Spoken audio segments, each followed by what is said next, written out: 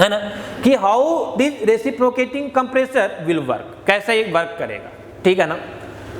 देखिए ध्यान दीजिए, हम क्या बोले कि इधर का मैकेनिज्म से अभी हमको बहुत ज़्यादा कोई मतलब नहीं है, लेकिन हम आपको थोड़ा सा रिलेट कर दिए ताकि आपको चीज़ें ज़्यादा इजी समझ में आए।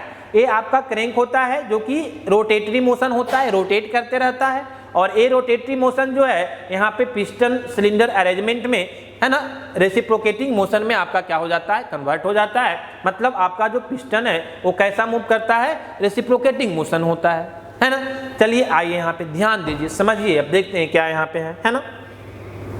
देखिए हम थोड़ा सा आपको समझाने की कोशिश कर रहे हैं कि जो मेरा कंप्रेसर है एक कैसे वर्क करता है, क्लियर है ना, कैसे, है ना, सक्शन करेगा, कैसे डिस्चार्ज करेगा, कैसे कंप्रेशन होगा, ये सारी चीज पे हम थोड़ा सा डिस्कस करेंगे आपको। चलिए आइए ध्यान दीजिए, समझिए अब इसको थोड़ा सा। सपोज दैट कि आपका जो पिस्टन है वो आपका जो है ए इनर डेड सेंटर पे है। इनर डेड सेंटर का मतलब कि जहां तक ए अंदर की ओर पिस्टन जहां तक मूव करेगा उसको हम लोग बोलेंगे क्या, इनर डेड सेंटर, और आउटर में जहां तक मूव करेगा उसको हम लोग क्या बोलेंगे, आउटर डेड सेंटर, क्लियर है ना। तो सपोज दैट कि आपका जो है, क्योंकि अभी हम जो बात करेंगे विदाउट क्लियरेंस वॉल्यूम की बात करेंगे, है ना, हम आपको ये भी बताएंगे कि क्लियरेंस वॉल्यूम क्या होता है ना, तो ज्यादा बेटर होगा समझने में, है ना। या फिर देखिए हम आपको डिस्कस कर ही देते हैं, उसके लिए हम आपको नोट्स नहीं लिखाएंगे, थोड़ा सा हम आपको डिस्कस कर देंगे, क्योंकि आप आईसी इंजन में पढ़े होंगे, जब आप बेसिक थर्मोडायनामिक्स पढ़ रहे थे वहाँ पे ऑटो साइकिल, डीजल साइकिल आपको पढ़ना था, तो वहाँ पे आपको बताया गया होगा नॉमिनेचर आपका आईसी इंजन का। तो नॉमिनेचर में आपको वहाँ पे डिस्कस किया गया होगा कि वहाँ पे जो क्लियरेंस वॉल्यूम होता है वो क्या होता है। तो ध्यान दीजिए, यहाँ पे फिर से हम थोड़ा सा डिस्कस कर देते हैं आपको, है ना। एक्चुअली होता क्या है कि सपोज दैट ये आपका हॉरिजॉन्टल मशीन है, तो ये पिस्टन जो है वो इनर अंदर की ओर जहां तक मूव करेगा मैक्सिमम पोजीशन तक। मैक्सिमम पोजीशन क्या होगा, जब आपका जो क्रैंक है वो रोटेट करके कुछ यहाँ पे आ जाएगा, कुछ इस तरह से आपका आ जाएगा, क्लियर है ना। आपका जब क्रैंक जो है वो यहाँ पे जब रोटेट करके आ जाएगा, रोटेट करके, तो ये आपका जो पिस्टन है वो मैक्सिमम पोजीशन पे इधर आएगा, ठीक है ना। और ए पोजीशन जो है आपका क्या कहलाएगा, तो इनर डेड सेंटर कहलाएगा, है ना। तो अगर आप देखिए यहाँ पे समझिए पहले क्लियरेंस वॉल्यूम को, ठीक है। देखिए ध्यान दीजिए, यहाँ पे हम आपको डिस्कस करना चाह रहे हैं थोड़ा सा कि सपोज दैट कि आपका वर्टिकल मशीन है, सपोज दैट कि आपका जो मशीन है वो वर्टिकल है, ठीक है ना, ये आपका वर्टिकल मशीन है, यहाँ पे आपका पिस्टन है, ठीक है। अब पिस्टन जो है आपका वो कनेक्ट है फिर इस तरह से जो हम आपको आगे दिखाए हैं, है ना। अब ये जो सबसे टॉप पोजीशन होता है इसको हम लोग देते हैं नाम हेड, इसको हम लोग बोलते हैं क्या, हेड। कहने का मतलब ये जो पार्ट यहाँ पे होगा हॉरिजॉन्टल में, ये क्या कहलाएगा, ये आपका हेड कहलाएगा, ठीक है ना। तो जब ये ऊपर की ओर मूव करता है पिस्टन, तो इसका टॉप डेड सेंटर एक डिफाइंड होता है ना। मान लिया जाए कि ये मैक्सिमम जो है यहाँ पे तक आपका मूव करेगा, this is top dead centre, TDC के नाम से हम लोग जानते हैं, टॉप डेड सेंटर, ठीक है ना। तो अगर ये टॉप डेड सेंटर तक मूव करता है तो आप देख रहे होंगे कि हेड और टॉप डेड सेंटर के बीच जो है कुछ स्पेस आपका डिफाइंड हो रहा है, कुछ स्पेस बच रहा है ना। That space, that volume of space is known as clearance volume. बात समझ में आ रही है ना। और अगर आपका पिस्टन जो है ये आपका कंप्लीट हेड तक आकर मूव करता है, तब हम बोलेंगे कि वहां पे कोई क्लियरेंस वॉल्यूम नहीं है। बात समझ में आ रही है ना, क्योंकि क्लियरेंस वॉल्यूम का कहां पे डिफाइंड हो रहा है, तो आपको हेड और टीडीसी के बीच का जो स्पेस है, जो वॉल्यूम है, वही आपका क्लियरेंस डिफाइंड हो रहा है। यही जो स्पेस है, इस स्पेस को हम लोग नाम देते हैं, इसी को हम लोग नाम देते हैं क्लियरेंस वॉल्यूम, ठीक है ना।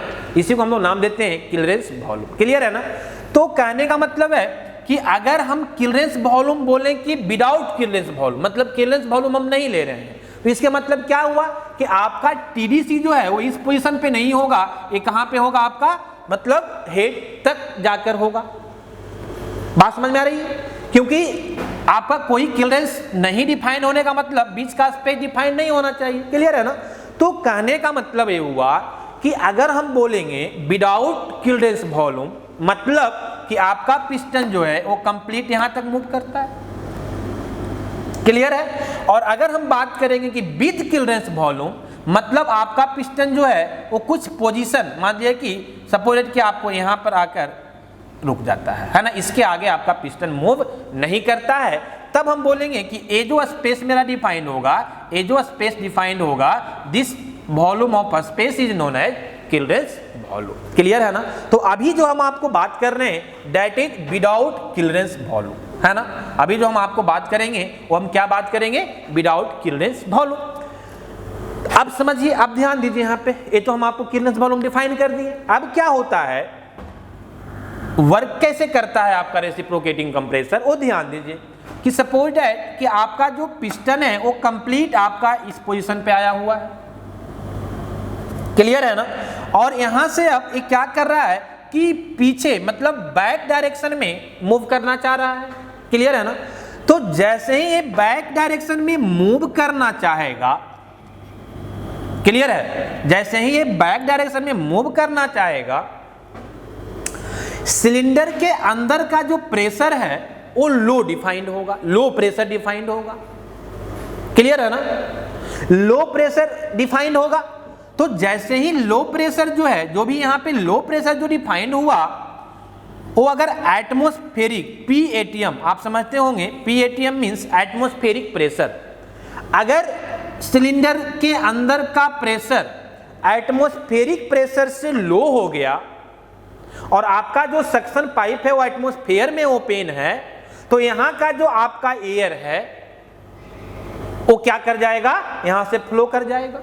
क्यों फ्लो कर रहा है, क्योंकि आपका सिलेंडर के अंदर का प्रेशर लो हो गया, एटमॉस्फेरिक प्रेशर से लो हो गया, और बाहर कौन सा प्रेशर है, एटमॉस्फेरिक प्रेशर है।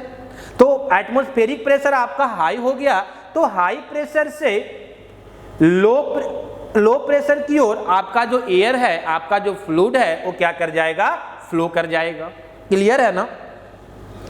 अब ध्यान दीजिए, यहां पे समझने की बात है, हम क्या बोले फिर से समझिए कि जैसे ही ये बैक डायरेक्शन में आपका पिस्टन मूव करेगा, सिलेंडर का अंदर का जो प्रेशर है वो लो डिफाइंड होगा, या फिर लो डिफाइंड होते होते अगर इतना लो हो जाता है कि एटमॉस्फेरिक प्रेशर से लो हो जाता है, तो होगा क्या, आपका जो एटमॉस्फेरिक एयर है ये हाई प्रेशर से लो प्रेशर की ओर फ्लो हो जाएगा। और क्या फेनोमिना होगा समझिए, है ना, कि जैसे ही ये प्रेशर लो होगा, सिलेंडर के अंदर का प्रेशर क्या होगा, लो होगा, है ना। तो आपका जो डिस्चार्ज वाल्व है वो क्या होगा, तो ये एटमॉस्फेयर में ओपन है, डिस्चार्ज आपका जो डिलीवरी पाइप है वो कहां ओपन है, एटमॉस्फेयर में। तो यहां भी जो बल्ब पे प्रेशर लग रहा होगा कौन सा, एटमॉस्फेरिक प्रेशर। और अगर इधर का प्रेशर लो हुआ, इधर का प्रेशर हाई हुआ, तो ये बल्ब को क्या कर देगा, पुश कर देगा, और बल्ब आपका यहां पे आके क्या हो जाएगा, क्लोज हो जाएगा, है ना। मतलब कि जैसे ही यहाँ पे आपका जो सिलेंडर का प्रेशर है वो एटमॉस्फेरिक प्रेशर से लो होगा, उससे ही आपका डिस्चार्ज बल्ब क्या हो जाएगा, क्लोज हो जाएगा, क्लियर है ना। और क्या होगा, तो आपका जो सक्शन बल्ब है ना, यहाँ पे इस बल्ब पे भी लगने वाला प्रेशर, अगर इधर से आप बात करेंगे, इधर से बात करेंगे, तो कौन सा, एटमॉस्फेरिक में ओपन है तो एटमॉस्फेरिक प्रेशर, और सिस्टम के अंदर, और इधर से जो आपका एटमॉस्फेरिक प्रेशर लग रहा है वो अगर ज्यादा हो जाए तो आपका जो सक्शन बल्ब है वो अंदर की ओर क्या हो जाएगा, ओपन हो जाएगा, क्लियर। और जैसे ही आपका सक्शन बल्ब ओपन होगा, यहां से सक्शन प्रोसेस स्टार्ट हो जाएगा, क्लियर है। अब एक जो और इंपॉर्टेंट पॉइंट है वो ध्यान रखिएगा कि ये जो सक्शन प्रोसेस होता है ये आपको कांस्टेंट प्रेशर पे होगा, जबकि ये प्रैक्टिकली पॉसिबल नहीं है। लेकिन हम लोग ये एज्यूम करके चलते हैं कि एक बार जब सक्शन स्टार्ट हो जाता है, इनिशियली जब प्रेशर डिक्रीज करता है और उतना डिक्रीज हो जाता है कि एटमॉस्फेयर से कम हो जाता है, तो सक्शन स्टार्ट हो जाएगा। तो अब जब सक्शन स्टार्ट हो जाता है तो through out the suction process आपका प्रेशर क्या रहेगा, कांस्टेंट रहेगा। बात समझ में आ रही है। हम लोग यही एज्यूम करके स्टडी करते हैं कि through out the suction process आपका प्रेशर क्या रहता है, कांस्टेंट रहता है। तो इसीलिए हम इसको क्या बोलेंगे कि जो मेरा सक्शन प्रोसेस होगा एट ए कांस्टेंट प्रेशर होगा। क्लियर है ना? फिर से समझिए हम क्या बोलना चाह रहे हैं। हम ये बोलना चाह रहे हैं कि इनिशियली सक्शन होने के लिए अंदर का प्रेशर तो डिक्रीज होना चाहिए। अब इसके मतलब हम ये नहीं समझेंगे कि वो हमेशा है ना आपका पिस्टन बैक डायरेक्शन में मूव करते जाएगा और प्रेशर डिक्रीज होते जाएगा और सक्शन होते जाएगा, नहीं। हालांकि थोड़ा सा डिफरेंस होता है, लेकिन हम इसको बहुत कम डिफरेंस होता है ना। लेकिन उसको हम लोग क्या करते हैं कि हम लोग ये एज्यूम करके पढ़ते हैं कि through out the suction process मेरा प्रेशर क्या रहता है, सिस्टम का कांस्टेंट रहता है। क्लियर है ना? अभी हम आपको एक डायग्राम ड्रॉ करेंगे, पीवी डायग्राम, तो वहां पे आपको क्लियर दिखेगा कि through out the suction process आपका जो प्रेशर है वो क्या है, कांस्टेंट है। क्लियर है ना? चलिए आइए ध्यान दीजिए। अब क्या होता है कि सपोज दैट कि आप आउटर डेड सेंटर पे आ गए, ठीक है ना। तो जब आउटर डेड सेंटर पे आ गए तब इसके आगे तो नहीं जाएगा पिस्टन। अब यहाँ पे क्या होगा, डेड का नाम क्यों दिया गया, क्योंकि यहाँ पे आके आपका डेड हो जाएगा, यहाँ पे आकर के फ्रैक्शन ऑफ सेकेंड के लिए रुक जाएगा पिस्टन, आपका यहाँ पे डेड हो जाएगा और फिर यहाँ सब क्या करेगा, फॉरवर्ड डायरेक्शन में मूव करेगा। बात समझ में आ रही है? अब जो समझने की पॉइंट है, समझिए कि जब यहाँ से फॉरवर्ड डायरेक्शन में ये मूव करेगा तो वो जैसे ही मूव करेगा डिस्चार्ज होना स्टार्ट हो जाएगा, ऐसा नहीं है। तो क्या होगा, तो पहले जब एक फॉरवर्ड डायरेक्शन में यहां से मूव करेगा तो ये सिस्टम का वॉल्यूम जो है वो सिस्टम का वॉल्यूम क्या करेगा, डिक्रीज करेगा। अभी ये आपका टोटल सिस्टम का वॉल्यूम डिफाइंड हो रहा है सिलेंडर का। अगर ये इधर जा रहा था मतलब सिलेंडर का वॉल्यूम क्या हो रहा था, इंक्रीज कर रहा था, और जब फॉरवर्ड डायरेक्शन में मूव करेगा मतलब सिलेंडर का वॉल्यूम क्या करेगा, डिक्रीज करेगा। क्लियर है ना? तो हम क्या बोल रहे थे कि जब यहां से आउटर डेड सेंटर से एक फॉरवर्ड डायरेक्शन में मूव करेगा तो इसका वॉल्यूम सिलेंडर का क्या करेगा, डिक्रीज करेगा, और अंदर का प्रेशर क्या करेगा, सिलेंडर का इंक्रीज करेगा। ठीक है ना? और जब वॉल्यूम डिक्रीजिंग प्रोसेस होता है उसको हम लोग क्या बोलते हैं, कंप्रेशन बोलते हैं। हम आपको पहले भी बेसिक थर्मोडायनामिक्स बता चुके हैं, आपको पता भी होगा कि जो कंप्रेशन प्रोसेस होता है उसमें क्या होता है, वॉल्यूम डिक्रीज करता है, प्रेशर इंक्रीज करता है। तो कहने का मतलब क्या हुआ कि यहां से पहले आउटर डेड सेंटर से जब मूव करता है फॉरवर्ड डायरेक्शन में तो एक कंप्रेशन प्रोसेस डिफाइंड होता है एक लिमिट तक। ठीक है ना?